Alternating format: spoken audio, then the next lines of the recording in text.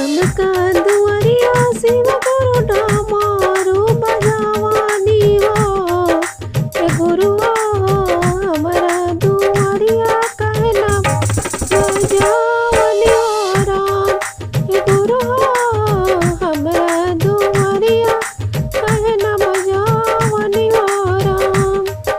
शिव गुरु के माथवा पे बड़े बड़े जटावा हो। जटवा में बहे गंगा धारन हो राम।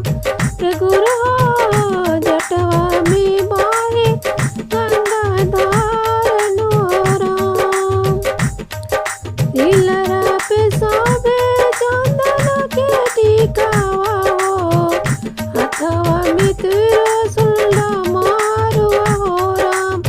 हे गुरु हो हथवा में त्रिशूल मारुआ हो राम। शिव गुरु के गलवा पे सरापा के मालावा हो। हे गुरु हो सर पर छोड़ेला फुफुकारन हो राम। हे गुरु हो सर पर छोड़ेला फुफुकारन हो राम। शिव गुरु के कमरा में मीरंगा के छालावा हो। मीरंगा के छालावा हो।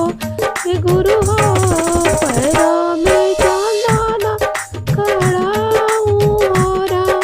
हे गुरु हो चंदना